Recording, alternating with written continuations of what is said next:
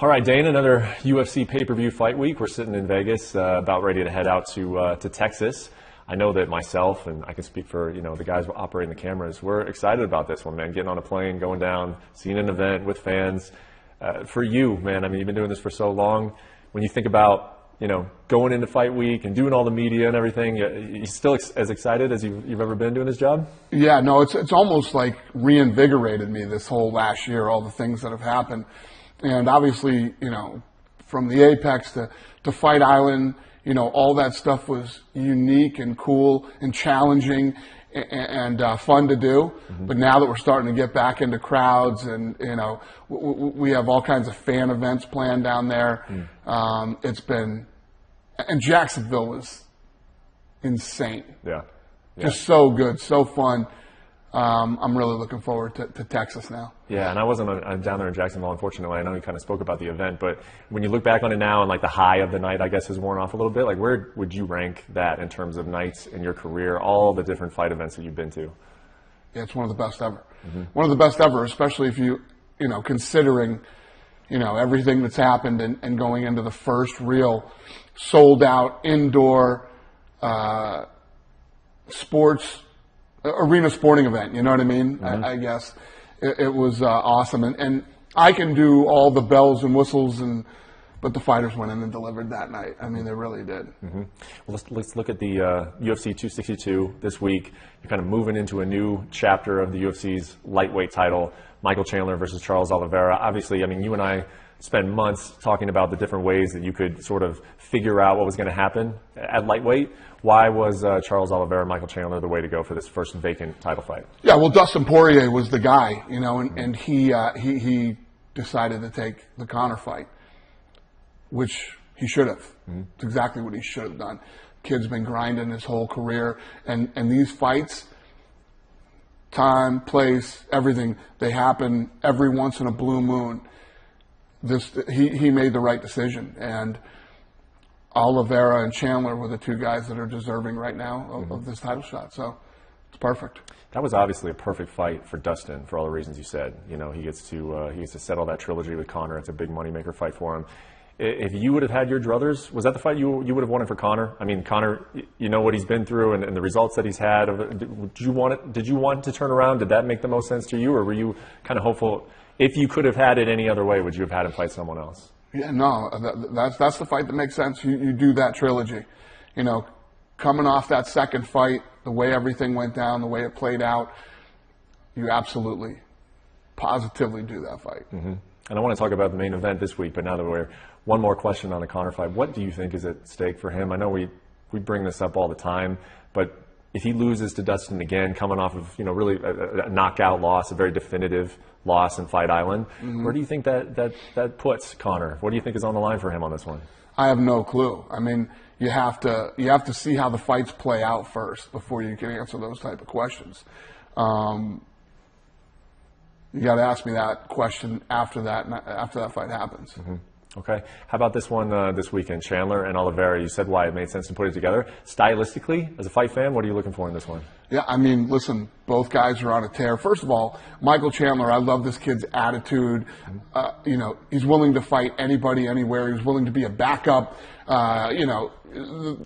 His attitude and obviously the knockout of Hooker is what got him in this position. And then the consistency of Oliveira, the way that this guy has just climbed up the rankings, grinded it out, and continued to beat and dominate people. This is an incredible main event. Mm-hmm. And both guys are so hungry and want this title so bad. Mm-hmm. It just makes the fight that much more fun. Do you see either of these guys, because Conor was a champion for 2 years and like a lot of circumstances went into that. He ended up not defending the title, but he had a 2-year reign technically, and then Khabib had his reign, of course. Do you feel like, do you get the sense that we could go into another situation where one of these guys really separates themselves at lightweight, or do you see this kind of musical chairs, real parity in the division moving forward? There's just so many tough guys and so many fun fights that you can make. I honestly don't know. Mm-hmm. How about Tony Ferguson? He's coming off of really tough year. I mean, going into 2020, he was at the top of his game. He was going to fight Khabib. Everybody knows what happened there. And coming off of sort of a tough performance against Charles Oliveira. Yep. What are you looking for out of Tony against Beneil Dariush this weekend? It's a big fight for him, man. This is he's a huge fan favorite. So, if he comes in and he performs, he'll be right back on top of the game. We just got to see which Tony Ferguson shows up. Mm-hmm. Yep. A few other non-262 topics to talk about. When you were down there in Jacksonville, you said that you were going to leave the arena and you were going to go have a meeting with Nick Diaz. How did that meeting go with Nick in Florida? Yeah, it went good. I mean, my whole thing with Nick Diaz is I just question how bad he really wants to fight. You know what I mean? We got together, we had a great conversation, talked about, a possible comeback for him. I just, I don't know. We'll see how it plays out this summer and the rest of this year. What's giving you pause? What makes you think that he's saying he wants to come back, but maybe he's not? Just the amount of time that he's taken off already. When you hear him talk about fighting, when you hear him talk about the sport, and I sit down daily or talk to daily hungry, young savages that want to, break into the top 10, become world champions, all that stuff, and Nick Diaz has done it all, seen it all. He's been in big fights. I just don't see that in him when I talk to him. Mm-hmm. Would you book him a fight without really seeing that? If you felt like maybe he was taking a fight for a reason, it's tough, right? As a promoter, you can't make that decision for him. But do you have to see something out of him, I guess, before you feel comfortable giving him a fight? No, listen, he's a grown man. Mm-hmm. This guy says, I want to fight, and we agreed to a fight, and doctors say he's fit to fight. Mm-hmm. That has nothing to do with me. Yeah. So how did you leave it with him? When would we get potentially an update? That we were going to talk and we would get it figured out. Yeah. If he does come back, go ahead. Were you going to say something? Go ahead. If he does come back, how are you viewing him? In terms of, do you want to put him in is he a top 10 guy, or is he just like a fun fight guy? How do you view Nick Diaz at this point in his career? I don't know. I think that at this point in his career, I think that they'll come back and say, we want to fight this guy. Mm. So we'll see who they say they want, and then we'll go from there. I know you're good either way, but do you want to see Nick Diaz fight again? I guess as a fight fan, sometimes I ask you these questions. Do you want to see him compete again? Well, my thing is always, first of all, when we talk about all the type of fighting that's going on right now, mm-hmm. in this landscape, we'll call it, there's a market for that stuff. Some people want to see that stuff, and I always tell you, that's not what I do. Mm-hmm. Fighting is a young man's game, and I'm looking for the youngest, most talented, up-and-coming fighters that want to be world champions someday, want to be the best. Those are the type of fights that we put on. Mm-hmm. But there are legends that are still around the sport. Cowboy Cerrone just fought this weekend, and a lot of questions about him now. Are you going to let him fight again? Mm-hmm. Nick Diaz is a legend in this sport. Will he fight again? We take all of these on a case-by-case basis on whether we think these guys should still be here. Yep. Well, you read my mind.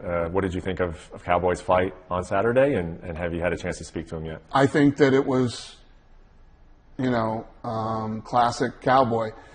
Stays in there. He was supposed to fight Diego Sanchez. They agreed to fight, mm-hmm. At 170 pounds. He didn't really want to fight at 170 pounds, but those two agreed to that weight. And then, the fight falls out, and then he ends up with another opponent. He stays in and does it anyway. That's what this kid does. That's why everybody loves him, including, us here at the UFC. Mm-hmm. So he wants another fight at 155 pounds, and I'm going to give it to him.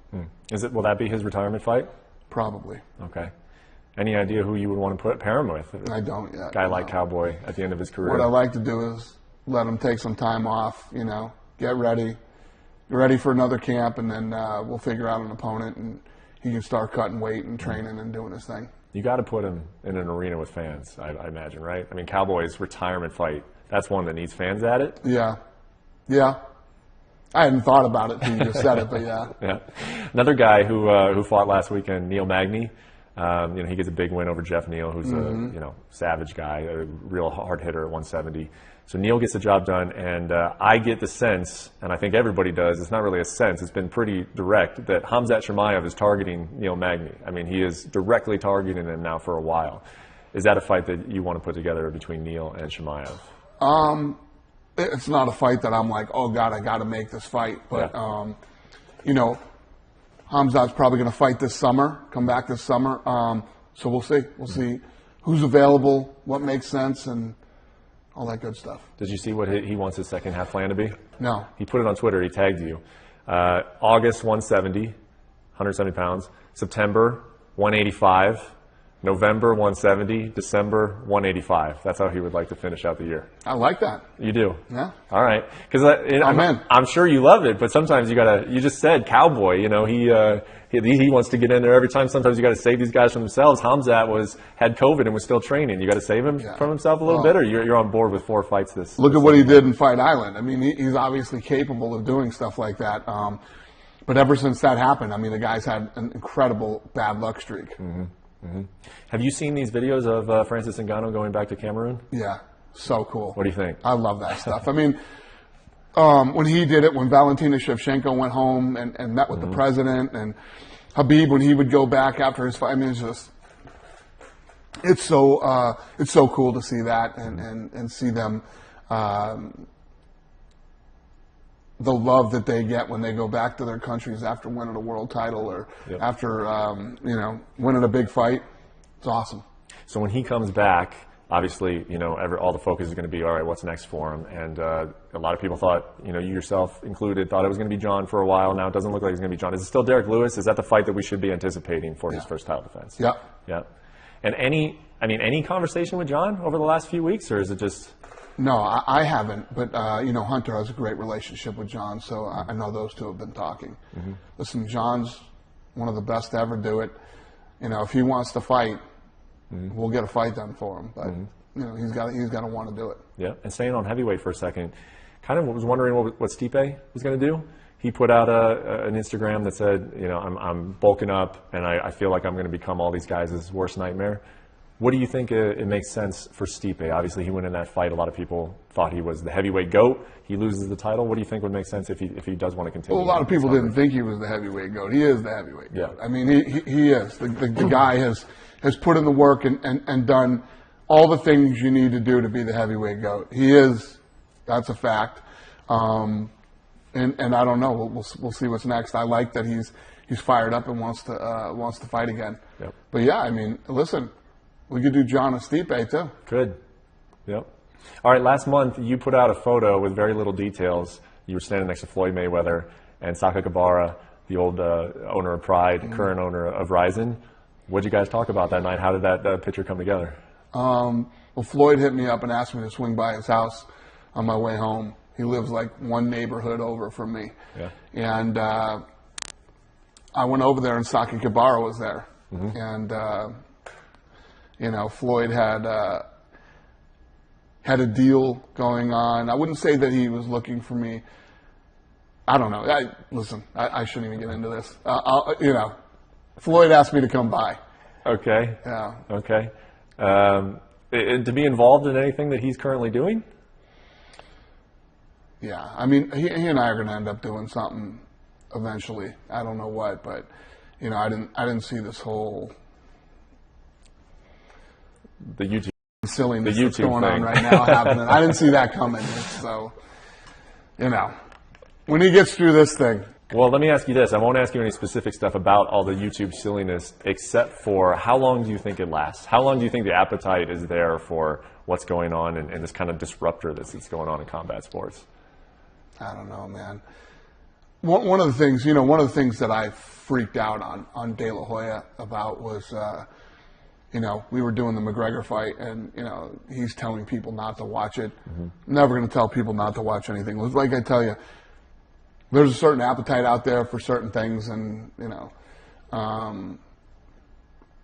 that's just not what I do. I'm not saying we haven't done some stuff that was, whatever, but It's just not my thing. I like finding the best up-and-coming young talent in the world, cultivate this talent, see how far they can make it up the ranks, and see who can become world champions. Yeah. Who is the best? I want to know who's the best in the world in each weight class. That's what I want to know. So that's the business that I'm in. That's what I do. Anybody else that wants to watch all that other stuff, man, listen, it's your money. You do what you want. Do you think any of that has any impact on your business? And if so, what is that impact? What's going on? I don't know. I mean, there's obviously, a lot of attention that's brought to fighting, and I don't think it's ever bad when there's a lot of attention about fights. It's never a bad thing.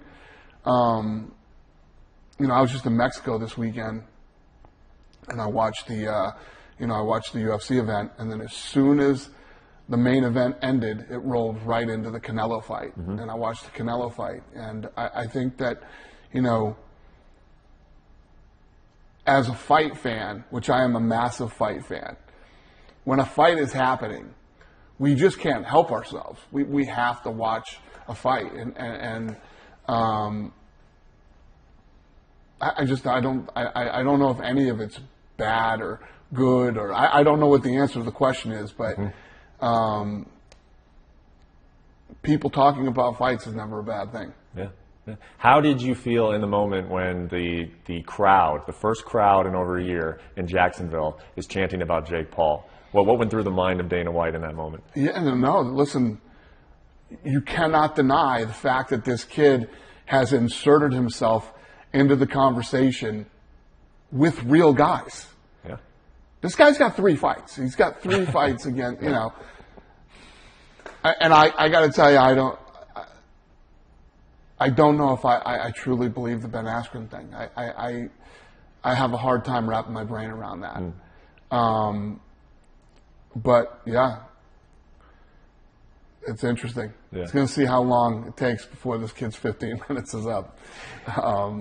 But they're being smart. They're keeping him away from, anybody that could actually really do damage. And I don't know. The Ben Askren thing still blows my mind. Yeah, I know that. So this isn't what you want to, what you do. These are not the fights that you involve your guys in. But you could help, I suppose, facilitate that first loss by loaning a real guy and having him fight Jake Paul. Is there ever a scenario in which you would do that? No, first of all, I would never do business with those guys.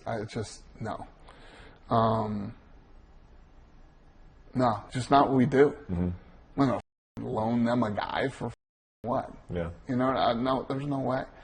You got plenty of goofballs out there that you can muster up to get in there and play these games that these guys are playing. Yep. I'm not your guy. How was last week at the Endeavor launch, the IPO? I look back on some of the landmark just business deals that the UFC has been involved in, and so to have UFC there, you're ringing in the bell. And is that ever something that you could have envisioned you doing? And what was it like, being there doing it? Well, again, Ari made the move, 4 or 5 years ago, whatever it was, to pull the trigger and outbid everybody on this thing. There was a lot of people that talked a lot of about how he overpaid and, just all the negativity that comes along with all this stuff. And, for us to do what we've done, not only in such a short amount of time, but also through COVID. So you know how I feel about that kind of stuff. Well, I will say I haven't really seen that many people write about what this means because I don't think, maybe people don't know, or maybe they're just willing to say that, we're not real sure what this is going to go do to the business. Right. UFC being public, does that change anything? What does it change? Watch what we do in the next 2 years. And I say this every year. You do. Every year I say, wait to see what we do this year. Yeah. Wait to see what we do this year. And what do? We do big things. We got some pretty big plans. And the next 2 years are going to be massive for the brand, the sport, the athletes. And I'm excited. I'm excited to start unrolling some of this stuff. But I just got to take my time and let it all happen. Okay. Last thing for you, you guys have been filming The Ultimate Fighter. Know how important that show is to you. There's some It felt like maybe the show was on its way out. You brought it back in. Now you're filming here in Vegas. Anything you can tell us about just how it's been going and any experiences that you've had, getting back on that Ultimate Fighter set for the first time? Yeah, it's been good. I had one time I had to go over and handle something, but other than that, I've just been watching the fights. So I don't know any of the house reality yet. Mm-hmm. I'll see that stuff as it plays out. But it's good to have it back. And if you think about that show, 11 world champions that show produced. 11 world champions, tons of stars. So many people still come up to me and say, I got into the UFC through The Ultimate Fighter. I learned about it through The Ultimate Fighter, whatever the deal is. I was in Mexico this weekend, and we were at this restaurant. And this guy comes up to me, and he says, I'm from the Dominican Republic. And I'm 26 years old, and we had Spike TV there when I was growing up. He said, everybody my age became huge UFC fans through Spike TV, The Ultimate Fighter, and the UFC being on it. Yeah. Lorenzo and I used to talk about that. Mm-hmm. Talk about the generation of kids that would grow up with that on TV. And I actually had this guy walk up to me this weekend and say that to me. So, it's cool to meet these type of people and think about where Lorenzo and I's head were at that time and what we thought was possible. Yep. And hearing that it actually happened from a guy from, a completely different country. Yeah, it's very cool. And honestly, I spoke to a lot of the contestants. Many of them said that they found, like the contestants on the show found MMA through The Ultimate Fighter, watching it with their parents in apartments and stuff. So, right. Yeah, it's certainly coming true all around the planet. Yeah, the show's been a big deal, obviously for the brand and for the sport and for a lot of these athletes. And it's awesome to have it back. Cool. Well, we always appreciate your time. UFC 262 is coming up in a matter of days. Looking forward to that. Looking forward to the crowd. Looking forward to Houston. And again, thanks for taking the time to sit down with us. Thanks, sir. Appreciate it. Thanks for watching ESPN on YouTube. For live streaming sports and premium content, subscribe to ESPN Plus right now.